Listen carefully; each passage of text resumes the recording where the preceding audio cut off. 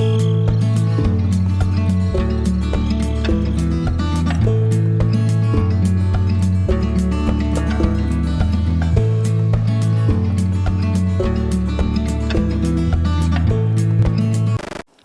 everybody, Troy from the Do-It-Yourself World. I got a mega haul of melting metals this weekend and some things I can recycle or experiment with. Aluminum. I'm gonna have to kill a bird. Aluminum bicycle wheel, which is absolutely perfect shape. That's gonna be a Bedini motor. This you saw the other day. I used some aluminum out of here for melting to make seashells, aluminum seashells. But also in here, there's that may or may not be hardenable steel. We've got some machetes in the making here. Got some lawnmower blades, potential machetes. And there's a whole mix of stuff in here. There's some aluminum scrap. There's possibly some brass in there. Just a huge mix of metals. I had already pulled some aluminum out of there. Here we've got a box of cordless power tools and chargers and defective batteries. And this was all free stuff throughout the weekend, but a massive power tools. So here we've got motors that I'm going to use for making generators, and basically all of them, and then the batteries, whatever I can salvage. And in here, these are heavy too. I'm probably just going to rip these apart for the transformers inside because I need them for another project. So that's all bonus. And actually, these things are worth more for the motors inside than they are selling secondhand, especially when you don't have the batteries. Because the batteries, well, a lot of these are NiCad. Really old school stuff were NiCads. Some of them are more modern, but anyway, the point being that I'm just going to scrap out and save any cells that are any good. That doesn't even say, it's probably lithium. It's more modern. But everything's scrap for me. I'm going to salvage what I can. This was a score today. That is really heavy. Aluminum, a lot of aluminum. It was an air compressor motor. Heavy duty copper inside. That is a massive haul right there. Copper tubing. There's 2 pieces of aluminum tubing. Really, really good haul. That's high grade casting aluminum right there. Really good. There's a box I got. The tins are good for casting molds. Those are muffin tins. I got 2 of them. They're like new.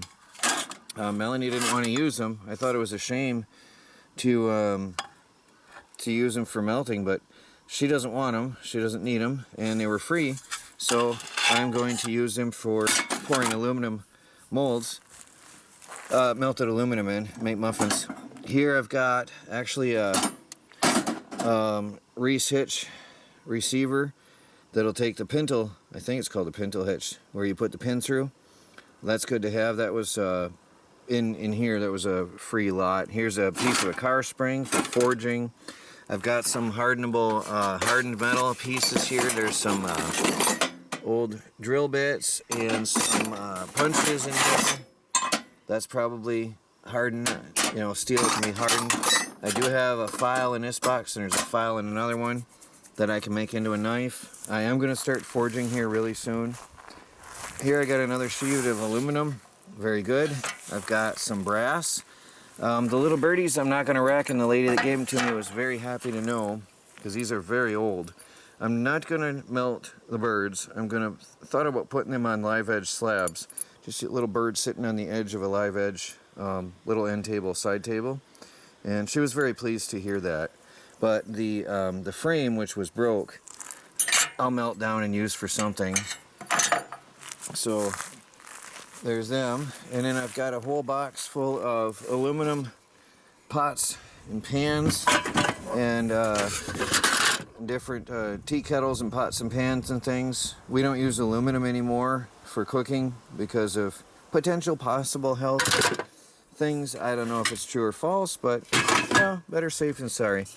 Couple containers, water bottles, those are aluminum. I don't even use the aluminum for drinking either anymore. Couple of aluminum cookie muffin tins. So there's some of that's going to be higher grade, I think, for casting. I'm not quite sure on pans, but they got to be rugged, so I'm thinking this one's here absolutely a higher grade.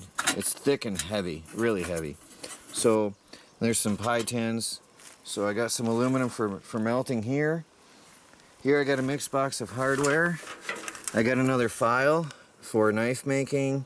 And you know, it was, I'm always looking for bolts and things and hardware. Maybe I can forge that into something later. But I'll be sorting that out into the shop because there's all kinds of bolts and potential fittings and stuff. I don't know, there might be some brass in here. Yep, there's brass in here I can melt down and use for something, casting. Here I've sorted out all the corded antique power tools that I got over the weekend. You saw most of these, but I did add this behemoth, really, really heavy. Heavy, high quality cast aluminum pieces. So that is incredibly good casting material. And then I got another drill. This one does run, and I was thinking about keeping it. I did pay $1 for this one. I think I paid $1 or $2 for that because aluminum is $1 a pound, but it's mixed metals. I don't know what the mixed scrap cost is or value is, but I paid what the person and I thought was fair. And this I paid $1 at the end of a garage sale. It does run, but it has a weird, you know, that electronic smell. And I don't know if you can get new, what's the connector name? Anyway, brushes. So I'm not sure or not. I might keep it, I might not. But there's a whole lot of heavy, good casting aluminum in there. I got a power. These got lead acid batteries, non-spillable lead acid batteries. I'll restore on the Bedini. And a wireless charger I just want to experiment with. All free stuff. I just want to experiment with that with one of my electronics projects. I got another ladder, also free. If I tip it over, you'll see why. It's been smashed really bad, so that is definitely not usable. But that's going to be some fun aluminum melting.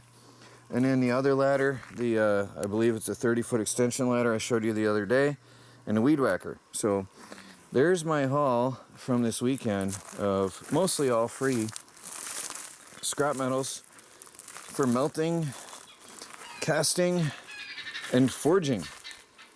I see some machetes in here in the makings. You know, I can envision some machetes or knives. So it's a good spring material, high grade steel for that. And yep, there's a couple machetes. A lot of stuff. So I'll be setting up the forge soon, and I'll probably do another video. I wrote in the comments and I think in a description about why melting and casting and forging is valuable to homesteading. Somebody was doubtful, and I think I'll go over that because I think it's a very important topic and it's really interesting, cool. It's part of being self-sufficient. But just a brief video for today, guys, that I wanted to share with you. My haul just free for the asking at garage sales. And I've got some work to do, sorting and stripping down parts. Well, please like this video. I am sure excited about this haul. I will talk to you all later.